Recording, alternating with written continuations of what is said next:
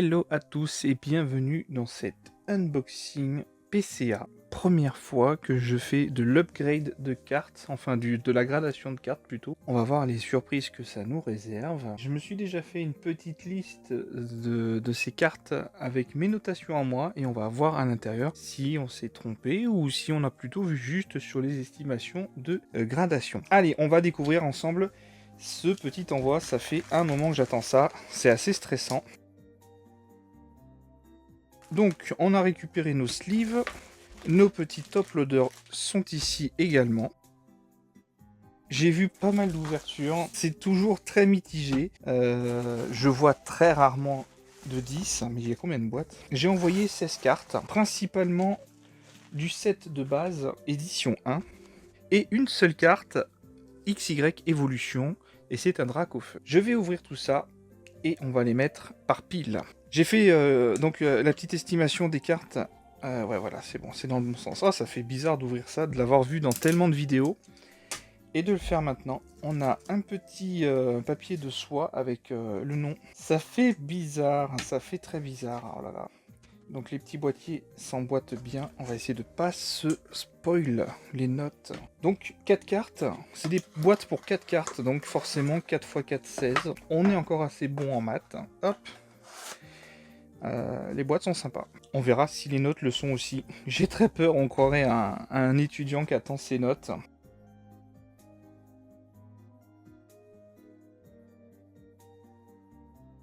C'est un test grandeur nature, parce que comme c'est la première fois, je sais pas si je le referai.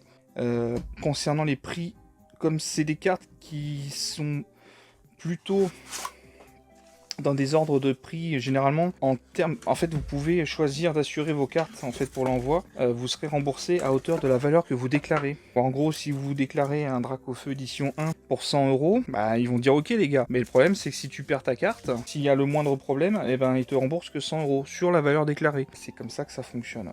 Donc moi c'est des cartes généralement pour... il y en a 2 qui ont dépassé l'estimation que je pensais pour la valeur hors gradation, qui dépasse les 50 € et tout le reste c'est entre 0 et 50 €. Allez, on va commencer par la première carte. Je suis très stressé, je sais pas comment ouvrir ça. Je vais essayer de mettre mon doigt comme ça. Hop là, je n'ai pas été spoilé.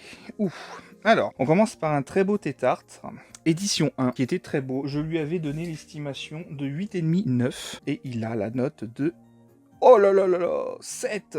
C'est tellement peu. Je crois que j'ai tout surestimé du coup pour ce coup-là. Si on commence avec un Tétart à 7, comme ça va être chaud. La carte est pourtant dans un état magnifique. Je sais pas comment c'est possible d'avoir 7. Pour l'instant, c'est pas du tout une bonne nouvelle. Allez, on continue. On verra si c'est la déception ou si c'est autre chose. Ah, mais si toutes les cartes sont comme ça, 7, regardez-moi ça. 7. C'est pas beaucoup tout ça. Un beau Reptacel. Ouh, il a la note de 8 celui-ci. C'est plus sympa déjà. Alors du coup pour le Porygon, moi aussi je lui avais mis quand même 9,5 voire 10. Alors je suis complètement loin du compte avec le 7 forcément. On va mettre les 7 ici pour l'instant. Il y a le Porygon, le Tétart à 7. Le Reptacel 8 qui commence à rattraper l'estimation. Je lui avais mis 8,5, 9. Donc je suis complètement à l'ouest. Est-ce que j'avais cru que toutes les cartes étaient magnifiques? Je ne sais pas. Pour les deux premières, c'était vraiment le choc. Et en gros, en fait, si vous voyez du A, ça veut dire que ils ont estimé que... Enfin, moi, j'ai décidé de cocher une option qui dit que s'il y a une note inférieure à 7, ça passe directement en A, en fait. 7, excellent état, mais moi, je suis pas très satisfait de cette notation, vu la qualité de la carte. Enfin, ça me paraît quand même très curieux. Pour moi, les cartes n'ont pas un seul défaut visible, alors je sais pas avec quelle loupe ils font, s'ils ont un microscope. Aucune idée. Du coup, ça va nous... Comment dirais-je? Ah ouais, elle était rayée, donc je lui avais mis pas plus de 8. Et eux, ils mettent 7.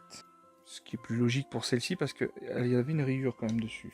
Bon, pour l'instant, c'est vraiment pas fameux. Et je pense pas qu'on ait mieux, en fait. C'est des cartes quand même de 95, hein. C'est vraiment les toutes premières. 7.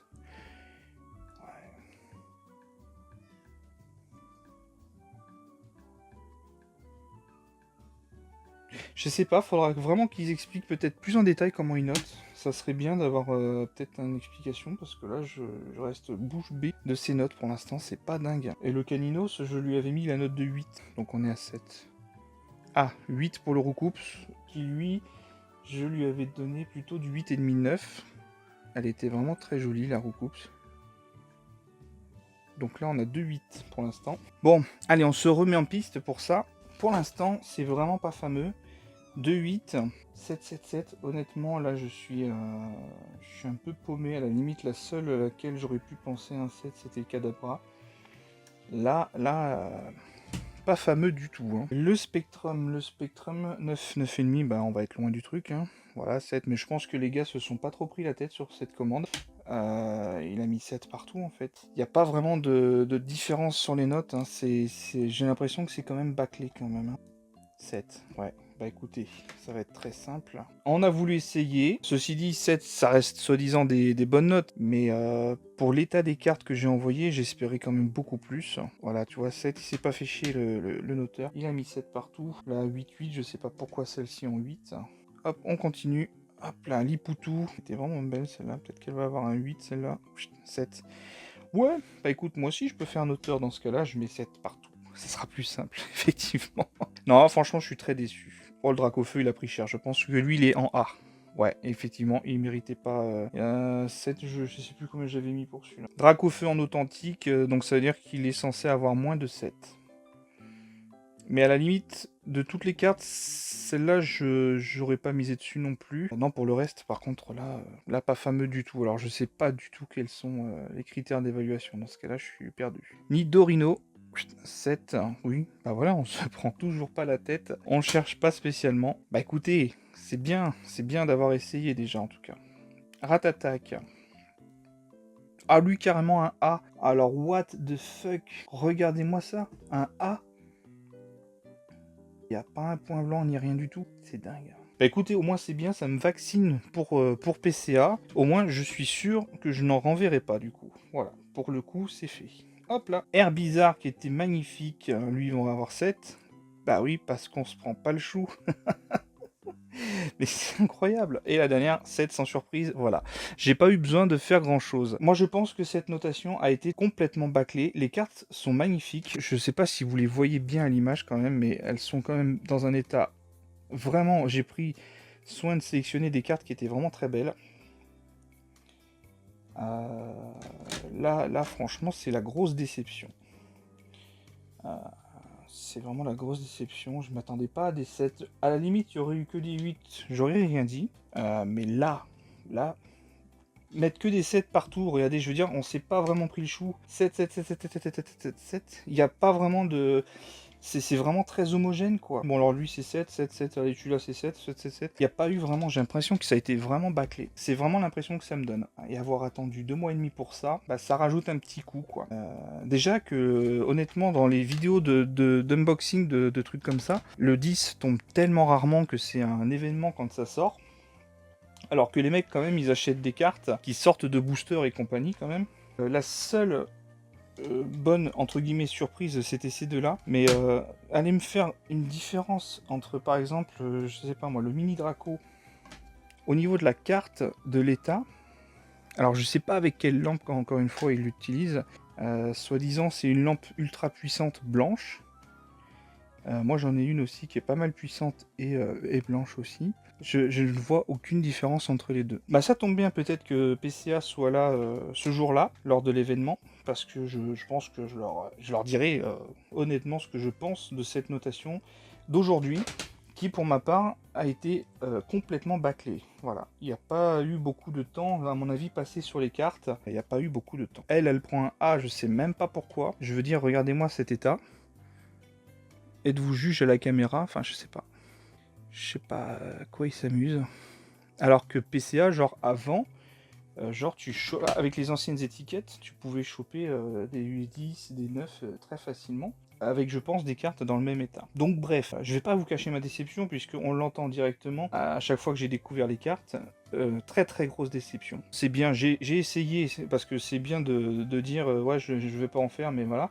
Au moins j'aurais eu le courage de le faire. Après c'est vrai que ça a un coût aussi, hein. Il y en a eu pour à peu près 160 € pour grader tout ça. Quand on voit les notes, bah du coup c'est pas du tout intéressant. Parce que avoir les meilleures notes forcément, bah, ça vous permet d'avoir quand même des cartes qui peuvent après se revendre plus cher, qui ont une cotation plus forte ou qui sont, on va dire, dans un état protégé et qui ont une note après, voilà, et la note après, ça se classe dans une sorte de valeur. Donc forcément, plus vous avez une meilleure note, bah, plus la carte a le potentiel d'être revendue cher. Et ben là, forcément, bah, ça sera des états. En gros, si je les avais pas gradés, ça serait la même chose au final. Donc voilà pourquoi je ne referai sûrement pas appel à PCA pour la suite. Faites-vous votre propre avis en tout cas. Ils sont dépassés, je pense. D'où le bâclé aujourd'hui.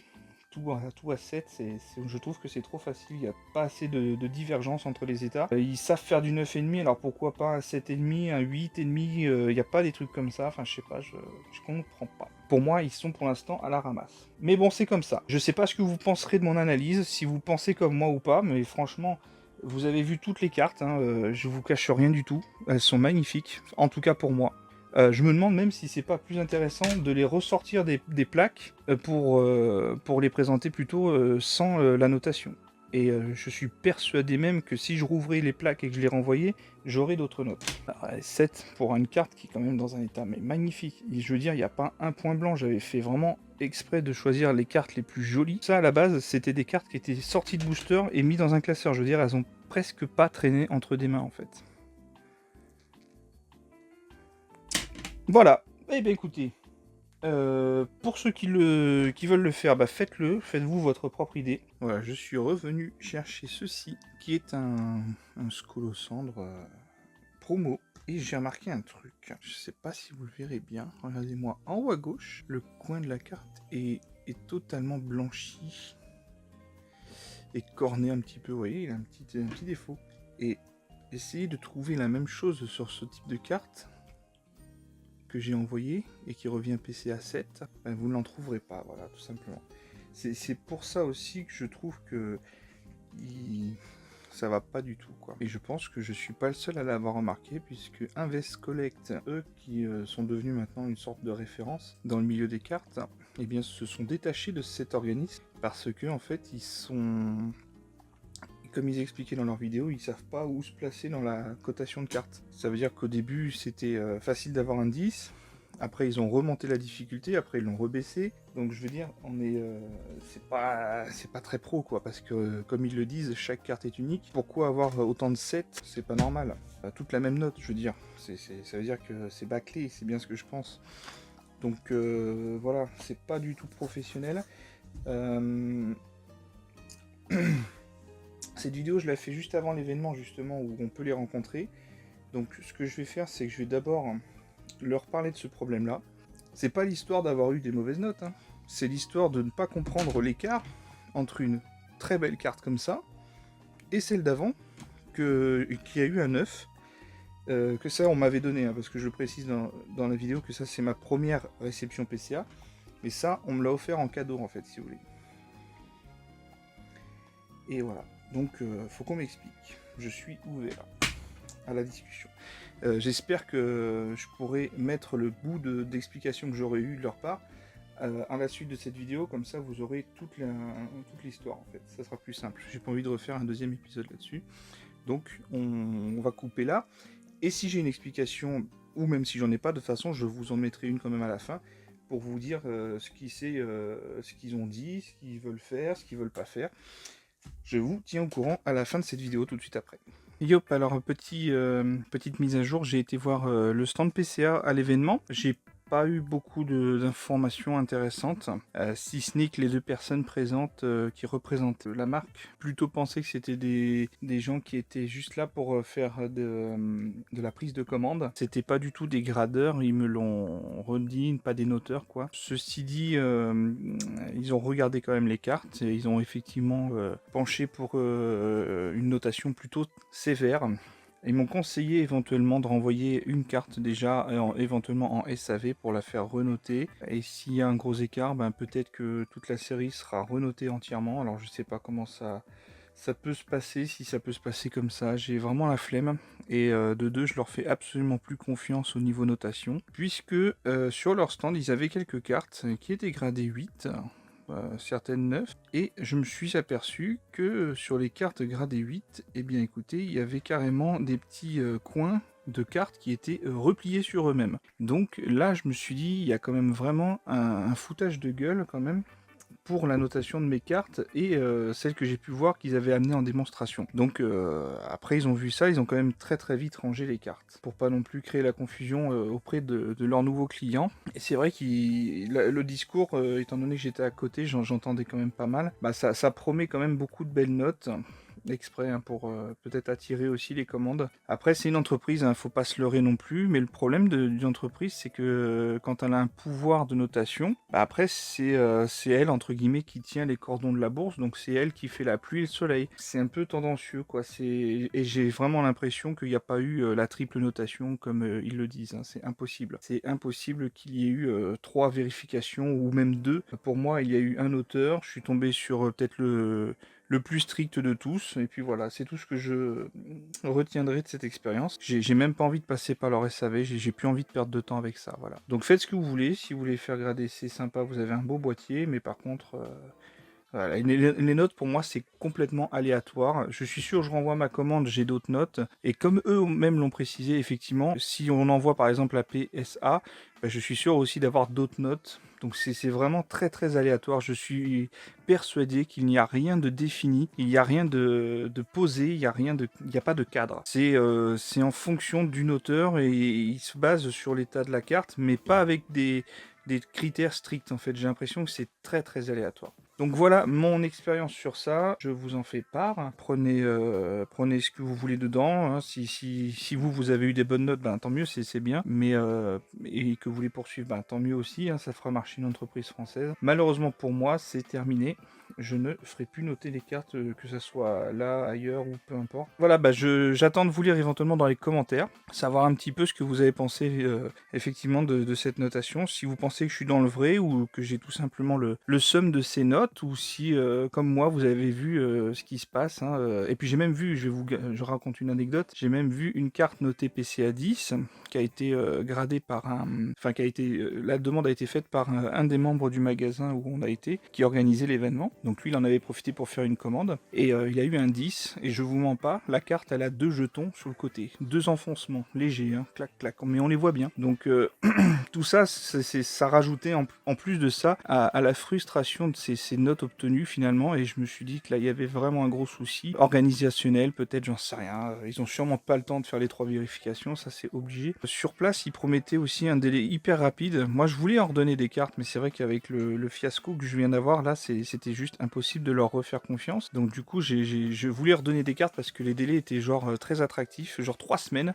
pour les gens qui donnaient leurs cartes pour cet événement bien précis. Et en même temps, je me dis, mais c'est pas croyable de... Alors, ils ont dû forcément, pour répondre à cette rapidité, bah, mettre de côté d'autres commandes qui sont déjà en attente. Enfin, moi, j'ai mis 2 mois et demi pour avoir celle-là déjà. Donc là, ils vont encore mettre un stop pour pouvoir faire les notations des gens à qui ils ont promis du 3 semaines, pour leur envoyer rapidement. Donc ils vont encore mettre en attente certains qui attendent déjà peut-être depuis encore plus longtemps. Donc c'est très très très curieux comme organisation. Je veux bien qu'on fasse des avantages pour des événements particuliers, mais si c'est au détriment de ceux qui attendent déjà depuis très longtemps leur commande, bah, je trouve ça un petit peu pas correct.